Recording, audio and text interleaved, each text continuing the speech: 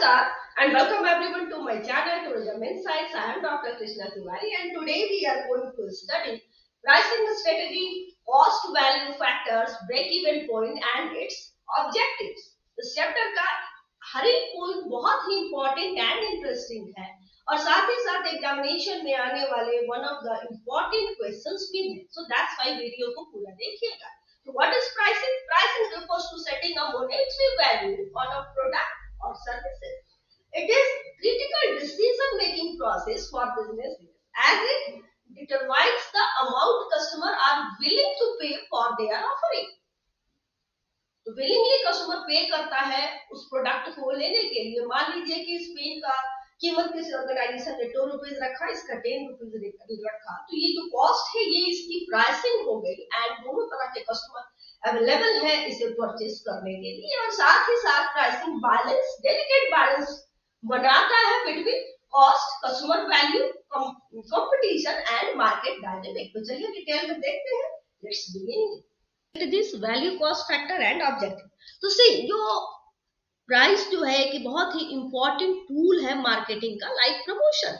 ये critical role play करता है मार्केटिंग मिक्स में. इसीलिए जो भी मार्केटिंग मैनेजर है उसे इस बात से अवेयर होना चाहिए कि जो भी सर्विस या गुड्स है उसका प्राइस जो है इंपॉर्टेंट एक मैसेज कन्वे करता है कंज्यूमर को उस प्रोडक्ट के क्वालिटी एंड उसके नेचर के बारे में. तो दैट्स व्हाई इसे एक नॉर्मल फंक्शन नहीं समझना चाहिए.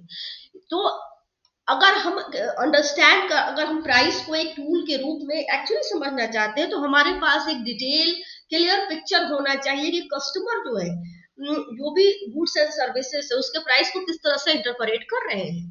बट ये टूरिज्म, इंक्लूडिंग टूरिज्म, तो टूरिज्म में क्या होता है कि ये कॉम्प्लेक्सिटी आ जाती है, कॉम्प्लेक्स हो जाता है प्राइसिंग करना, क्योंकि ये इसके जैसा कि हम लोग पढ़ चुके हैं कि ये नेचर में कैसा है, पेरिशेबल है, इसे स्टोर नहीं किया जा सकता. और साथ ही टूरिज्म एक सीजनल नेचर का होता है, सीजन के अकॉर्डिंग डिमांड होता है. तो दैट्स वाई थोड़ी कॉम्प्लेक्सिटी आती है. तो देखिए, चलिए देखते हैं वैल्यू एंड कॉस्ट का इंपॉर्टेंस क्या है प्राइसिंग में. तो वैल्यू, तो जैसा कि प्राइस की अगर इशू की बात करें तो प्राइस का इशू सेंट्रल पॉइंट क्या होता है कि वो वैल्यू जो हमें मिलता है, मतलब कि जो भी सर्विस या प्रोडक्ट हम परचेज करते हैं उससे हमें जो वैल्यू या बेनिफिट मिलता है, ठीक है. तो कंज्यूमर का जो भी साइकोलॉजी है या इकोनॉमिक बिहेवियरल इकोनॉमिक्स है वो डिपेंड करता है परसीव्ड वैल्यू. परसीव्ड वैल्यू क्या होता है कि जो भी कस्टमर का पर्सनल असेसमेंट होता है किसी प्रोडक्ट के बेनिफिट या वैल्यू को लेके. ये कुछ भी हो सकता है, like monetary saving, health benefit और सोशल स्टेटस. किसी भी पर्पस से वो प्रोडक्ट को बाय कर सकता है. तो यही परसीव्ड वैल्यू जो प्राइमरी ड्राइव होता है किसी भी परचेज के परचेजिंग डिसीजन को बनाने में या सर्विस प्रोडक्ट को परचेज करने में, डिसीजन बनाने में. तो जेथमल ने 4 ब्रॉड एक्सप्रेशन बताए हैं वैल्यू का. वैल्यू इज लोअर प्राइस, जिसे कि मॉनेटरी परसीव्ड वैल्यू भी कहा जाता है, कि कंज्यूमर ये जानता है कि कोई स्पेसिफिक फंक्शनल वैल्यू नहीं है इस प्रोडक्ट में, किसी सोशल स्टेटस को भी ये नहीं करता है, डिनोट नहीं कर रहा है, बट वो उसे खरीदता है क्योंकि वो चीप है, सस्ता होने की वजह से. Second, value is what ever I want in a product. जो भी फंक्शनल नीड है, हम अपनी किसी स्पेसिफिक नीड के लिए, किसी फंक्शन के लिए उस प्रोडक्ट को परचेस कर रहे हैं. लाइक हमें एक ऐसी मशीन चाहिए जो कि वॉश करे, रिंस करे और ड्राई भी कर दे, तो हम फुल्ली ऑटोमेटिक वॉशिंग मशीन खरीद लेते हैं. तो ये फंक्शनल परसीव्ड वैल्यू हुआ. और value is the quality I get for the price I पे. तो social perceived value, social society में हमारे डिग्निटी या स्टेटस को बताए. ऐसा गुड्स, लाइक कोई हम हाई एंड का मोबाइल खरीदते हैं, आईफोन, एप्पल, और कोई महंगी कार लेते हैं, तो ये हमारे सोशल परसीव्ड वैल्यू होता है, सोशल स्टेटस और डिग्निटी को बताता है. और value is what I get for what I give. जो हमने दिया तो हमें उससे क्या मिला. ये साइकोलॉजिकल परसीव्ड वैल्यू होता है. मेनली प्राइसिंग इसी चौथे पॉइंट पे डिपेंड करती है, साइकोलॉजिकल परसीव्ड वैल्यू. तो नेट वैल्यू को डिफाइन किया गया है कि जो परसीव्ड बेनिफिट या परसीव्ड वैल्यू के सम में से अगर हम ये परसीव्ड कॉस्ट को माइनस करें तो वो हमारा नेट वैल्यू होगा. तो sum of all the perceived benefit minus sum of all the perceived cost is net value. और नेट और इस दोनों के बीच का डिफरेंस जितना ज्यादा होगा, perceived benefit and perceived cost के बीच का पॉजिटिव डिफरेंस जितना ज्यादा होगा, और नेट वैल्यू उतना ज्यादा होगा। और अगर हमारा परसिव्ड बेनिफिट जिस सर्विस को हम यूज कर रहे हैं वो कम है जो हमने परसिव्ड कॉस्ट दिया उससे, तो उसकी नेट वैल्यू जो है नेगेटिव नेट वैल्यू बन जाती है और कंज्यूमर उसे परचेज नहीं करेंगे। तो दैट्स वाई जब भी कस्टमर जो है एवेल्यूएट करता है किसी भी सर्विस या गुड्स को, वो उसके नेट वैल्यू को ही कंपेयर करता है। आप कॉस्ट को देखते हैं जैसा कि नेट वैल्यू के असेसमेंट, जैसा कि हमने देखा कि जो कंज्यूमर है नेट वैल्यू का असेसमेंट वो कितना वो बेयर कर रहा है उसके अकॉर्डिंग करता है। इसलिए इंपॉर्टेंट हो जाता है कि जो भी सर्विसेज है लाइक टूरिज्म, इससे रिलेटेड कौन कौन से कॉस्ट होते हैं। तो पोटेंशियल टूरिस्ट को कौन कौन सा कॉस्ट देना पड़ेगा। पहला मॉनेटरी कॉस्ट, इसमें सिंपली रुपीज जो पैसे वो देता है, रुपीज शामिल होता है, वो मॉनेटरी कॉस्ट होता है। टाइम, तो टाइम एक इम्पोर्टेंट, किसी के लिए भी बहुत ही इंपॉर्टेंट एकमोडिटी है, इंपॉर्टेंट होता है, प्रीसियस टाइम होता है किसी, तो उसमें से उसका एक अपर लिमिट होता है कितना ही टाइम वो रिक्रिएशन एंड प्लेजर पे स्पेंड कर सकता है। तो जो भी वो क्वालिटी एक्टिविटी करके और जो भी वो अचीव करता है थ्रू द टूरिज्म एक्टिविटी, वो उसका टाइम कॉस्ट हो गया। और फिजिकल कॉस्ट क्या होता है, तो कोई भी जो भी लोग होते हैं वो उनको अपने कंफर्ट जो डेली रूटीन से बाहर निकल के कुछ डिफरेंट करना होता है, एक थकाने वाला जर्नी करनी पड़ती है, डिफरेंट काइंड के ट्रांसपोर्ट मोड को यूज करना है, तो वो अपने कंफर्ट जोन से वो जो बाहर निकलते हैं वो उनका फिजिकल कॉस्ट हो गया। सेंसरी कॉस्ट में क्या आता है कि टूरिस्ट जो है वो इंजॉय तो करते हैं, प्लेजर उन्हें मिलता है, लेकिन उस प्लेजर के साथ साथ noise, dust, pollution, different kind के mode of transport, unpleasant taste, smell, ठीक है। तो और एंड सो हर चीज को डिफरेंट वेदर कंडीशन, उन्हें ये सारा कुछ बेयर करना पड़ता है। तो ये इनका सेंसरी कॉस्ट होता है। और साइकिक कॉस्ट तो उन्हें प्री कंसीव्ड नोशन होता है किसी स्पेसिफिक डेस्टिनेशन को लेके, उनके सिक्योरिटी को लेके, है ना, सिक्योरिटी को लेके और hygiene, cleanliness, availability of rooms and all, इन सब चीजों को लेके उन्हें एक अननोन फियर होता है। ये साइकिक कॉस्ट वो देते हैं। तो अगर मॉनेटरी कॉस्ट के अलावा ये सारे कॉस्ट ज्यादा है तो उसका नेगेटिव परसीव्ड वैल्यू हो जाता है उस प्रोडक्ट का, भले ही उसका रिजनेबल प्राइस क्यों ना हो। और प्राइसिंग थ्योरिस्ट ने एक्सप्लेन किया है कॉस्ट एंड वैल्यू कॉन्सेप्ट के, तो उन्होंने ये कहा है कि all cost need to be recovered, जो भी कॉस्ट लगा है उस सर्विस को रेंडर करने में वो रिकवर्ड होना चाहिए। दैट्स व्हाई ऑर्गेनाइजेशंस जो है वो जो रेंडरिंग कॉस्ट, सर्विस को रेंडर करने में जो कॉस्ट उन्हें लगता है वो मिनिमम लिमिट हो जाता है उनका प्राइस का, उस सर्विस के लिए प्राइस टू बी चार्ज, वो उतनी प्राइस मिनिमम लेंगे अगर वो सर्विस को देंगे तो। और इसके नीचे अगर वो इस प्राइस को लेते हैं तो वो नॉन वायबल, नॉन एक्सेप्टेबल होता है। और परसीव्ड वैल्यू जो कस्टमर जो उसको एक कल्पना करता है, अजम्पशन करता है कि perceived value according to customer जो उस सर्विस या प्रोडक्ट का होता है वो उसका मैक्सिमम लिमिट होता है जो कि उससे लिया जाना चाहिए उस प्रोडक्ट का। और जो भी कॉम्पिटिटर होते हैं वो उसके बीच के प्राइस को रखते हैं, मतलब कि वो परसीव्ड वैल्यू, कस्टमर का परसीव्ड वैल्यू एंड ऑर्गेनाइजेशन का मिनिमम कॉस्ट मान लीजिए 2 रुपीज है, उसने मैक्सिमम 6 रखा है, तो 5, 6 एंड 2 के बीच 4 रुपीज 50 पैसे, 3 रुपीज, इस तरह से वो अपने प्राइस को रखते हैं जो कॉम्पिटिटर होते हैं। तो प्राइस कॉस्ट जो है वो प्राइस को कैसे अफेक्ट करता है इसके लिए देखते हैं। तो पहला कॉस्ट जो है इसके 3 कैटेगरी होती है। पहला होता है फिक्स्ड कॉस्ट, जो कि आउटपुट के वेरिएशन से कोई चेंजेस इसमें नहीं आते, प्रोडक्शन हो ना हो, ठीक है, सर्विसेज सोल्ड हो या ना हो, फिक्स्ड कॉस्ट फिक्स रहता है, उसमें कोई चेंज नहीं आती। ये जनरली ये ओवरहेड कॉस्ट होते हैं, जैसे कि जो रेंट देते हैं ऑर्गेनाइजेशन अपने बिल्डिंग के लिए, जो रेंट दे रहा है, जो बिल्स देता है वो वाटर के लिए, इलेक्ट्रिसिटी के लिए, प्रॉपर्टी के टैक्सेस हुए, इंश्योरेंस हुए, ठीक है, मशीनरी हुई, तो ये सारे फिक्स्ड कॉस्ट में आते हैं। और वेरिएबल कॉस्ट क्या होते हैं? वेरिएबल कॉस्ट वो होते हैं जो आउटपुट के इंक्रीज और डिक्रीज होने से इंक्रीज एंड डिक्रीज होते हैं, मतलब उसमें वेरिएशन होता है। एग्जाम्पल के लिए डायरेक्ट मटेरियल, डायरेक्ट लेबर या वेजेस जो होते हैं, है ना, power, royalty, commission to salesman, जैसे कि एक मान लीजिए टूर ऑपरेटर है, तो अगर वो सीट को एरोप्लेन का सीट बेचता है, सीट को बुक करता है, साथ ही होटल में रूम्स बुक करता है। तो वो डिपेंड करेगा कि वो कितने सीट को बेच पाया, ये कितने रूम को उसने रिजर्व किया, उसके अकॉर्डिंग उसका कॉस्ट वेरिएशन बना रहे, कॉस्ट जो है वेरी करेगा।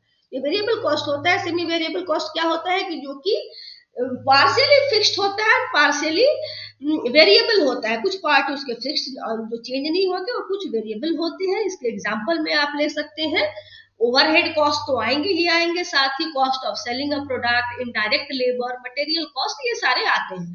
तो किसी भी ऑर्गेनाइजेशन का टोटल कॉस्ट क्या हुआ, fixed cost plus variable cost. और ब्रेक इवन पॉइंट को अगर देखें तो ब्रेक इवन पॉइंट सबसे इजी वे है अंडरस्टैंड करने के लिए कि कॉस्ट कैसे इंपॉर्टेंट रोल प्ले करता है प्राइस को सेट करने में। तो ब्रेक इवन पॉइंट वो पॉइंट होता है जहां पे टोटल रेवेन्यू जो कि सेल्स से रिसीव होता है वो इक्वल होता है, एग्जैक्टली इक्वल होता है टोटल कॉस्ट का। ये कंडीशन, ये सिचुएशन क्या होता है, जीरो प्रॉफिट जीरो लॉस, या किसी तरह का लॉस, ना लॉस होता है ना प्रॉफिट होता है। तो हर एक organisation at least break even point को अचीव करना चाहता है। तो जैसा कि आप इसमें देख सकते हैं, जो टोटल रेवेन्यू की लाइन ये है और ये टोटल कॉस्ट की लाइन है, ये दोनों जहां पे एक दूसरे को कट करते हैं, ये पॉइंट ब्रेक इवन पॉइंट कहलाता है। और इससे जो एंगल बनता है उसे एंगल ऑफ इंसिडेंस कहते हैं।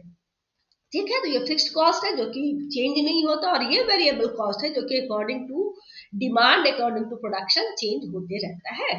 ठीक है, तो ब्रेक इवन पॉइंट किसी कंसेप्ट से हम कोई भी मार्केटियर ये समझ पाता है कि अगर उसमें जो प्राइस का जो चार्जिंग डिफरेंट प्राइस को अगर वो चार्ज करता है तो ब्रेक इवन पॉइंट कैसे अफेक्टेड होता है, उसे कौन सी सर्विसेज और सोल्ड करनी चाहिए, कौन से ऑपरेशन को बढ़ाना है घटाना है, ये ब्रेक इवन पॉइंट से वो समझ जाता है, ताकि वो अपने कॉस्ट को रिकवर कर पाए और डिजायर्ड लेवल के प्रॉफिट को ले पाए। तो उसी तरह से हमने डिफरेंट प्राइस को लेके इसे दिखाया है कि देखिए, मान लीजिए किसी म्यूजियम का एग्जाम्पल दिया है, तो यहाँ पे हिस्टोरिकल आर्टिफैक्ट्स रखे गए हैं और इस प्लेस को एज ए डेवलप किया जा रहा है एज ए टूरिज्म अट्रैक्शन।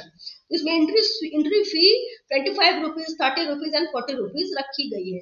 तो जो भी अकाउंटेंट होते हैं ना, एक वर्ड यूज करते हैं क्या, कंट्रीब्यूशन। कंट्रीब्यूशन क्या होता है, selling price minus variable cost. तो selling price and variable cost अगर देखा जाए, इसमें जो डार्क लाइन है वो सेलिंग प्राइस है, तो ये ऑलमोस्ट कवर कर रही है वेरिएबल कॉस्ट को, है ना।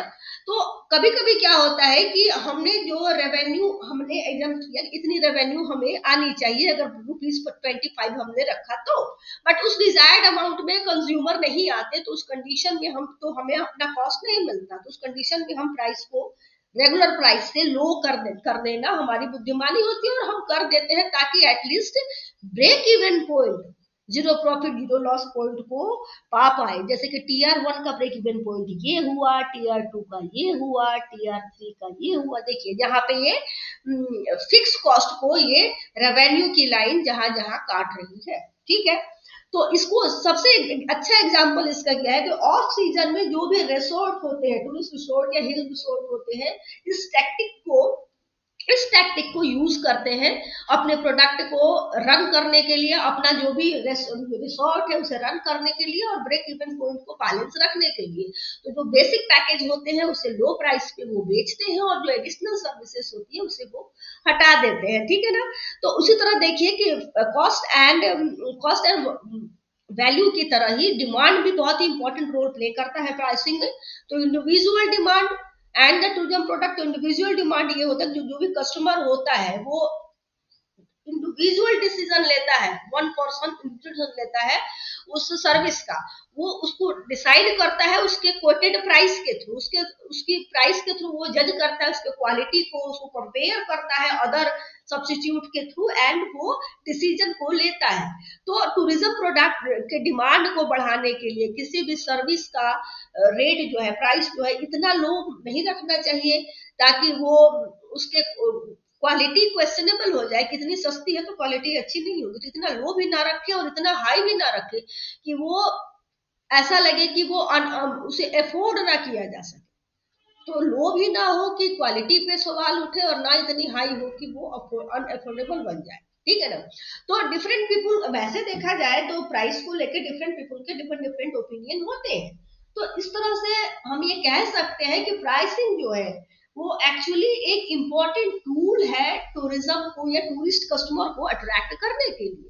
ठीक है, तो इलास्टिसिटी ऑफ डिमांड नेक्स्ट है। तो जो डिमांड फॉर द टूरिज्म के डिमांड का जो एग्रीगेट है वो रिजल्ट होता है जो इंडिविजुअल कस्टमर के डिमांड का एग्रीगेट होता है। ठीक है, तो इंडिविजुअल कस्टमर के टोटल डिमांड डिमांड जो होता है उसी का रिजल्ट होता है टोटल टूरिज्म का डिमांड, जो कि चेंज होते रहता है। वो डिपेंड करता है प्राइस पे, अवेलेबिलिटी पे, डिस्पोजेबल इनकम पे, कंपटीशन पे। तो जिस हद तक सिर्फ प्राइसेस को चेंज करने से जो एग्रीगेट डिमांड है वो चेंज होता है उसे इलास्टिसिटी ऑफ डिमांड कहा जाता है। इसे आप इससे इस ग्राफ से ज्यादा अच्छा समझ पाएंगे कि मान लीजिए कि ये क्वांटिटी है, से टूर पैकेज है, जैसे टूर ऑपरेटर पे करना चाहता है Q1 Q2 Q3, ये इसे सॉरी सेल करना चाहता है। तो पहले उसने पैकेज का प्राइस रखा कितना, P1 प्राइस पे उन्हें उसने Q1 पैकेजेस को बेचा। फिर उसने एग्रीमेंट कर लिया एयरलाइन एंड होटल से, तो उसने प्राइस को रिड्यूस किया और घटा के P2 कर दिया, तो उसकी जो डिमांड है वो बढ़ के Q2 हो गई और ये पैकेजेस ज्यादा सेल हुआ। लार्ज नंबर ऑफ पीपुल इसको अफोर्ड कर पाए, इसके सस्ता होने से ज्यादा लोग उसे अफोर्ड कर पाए और उसे प्रॉफिट मिला टूर ऑपरेटर को। बट इससे कुछ नेगेटिव इफेक्ट भी हो जाते हैं। अगर आप इसके सीधे प्राइस को बढ़ा के P3 अगर मैंने कर दिया तो इसके डिमांड कम हो गए और ये अफोर्ड नहीं कर पाए टूरिस्ट, और केवल Q3 क्वांटिटी ही इसकी सेल हो पाई। सो दैट्स वाई हमें उस चीज को ध्यान रखना चाहिए। एग्जाम्पल के लिए हमें इस बात का ध्यान रखना, हम किस प्रोडक्ट के प्राइस को कम कर रहे हैं। मान लीजिए कि बिजनेस क्लास एरोप्लेन की बिजनेस क्लास की प्राइस को हम कम कर देते हैं, तो जो बिजनेस करने वाले जो भी डेलीकेट या बिजनेस पर्सन है वो ऐसा नहीं है कि वो फ्रीक्वेंट बिजनेस मीटिंग करने लगेंगे या फ्रीक्वेंट डेलीकेट ट्रैवल करने, वो जब उनकी मीटिंग होगी वो जिस कंडीशन में जिस पेस में वो ट्रैवल करते हैं उसी पेस में करेंगे। तो इसलिए इसे देख के आप प्राइस को रिड्यूस कीजिए कि आप किस सर्विस की प्राइस को रिड्यूस कर रहे हैं। तो प्राइसिंग के ऑब्जेक्टिव क्या क्या होते हैं, रेवेन्यू और कॉस्ट ओरिएंटेड प्राइसिंग ऑब्जेक्टिव। तो इसका मेन क्या होता है मोटो, लार्जेस्ट पॉसिबल सरप्लस, ज्यादा से ज्यादा रेवेन्यू को अर्न करना, कॉस्ट को मिनिमाइज करके मैक्सिमम रिटर्न को पाना, इसका मेन ऑब्जेक्टिव यही होता है।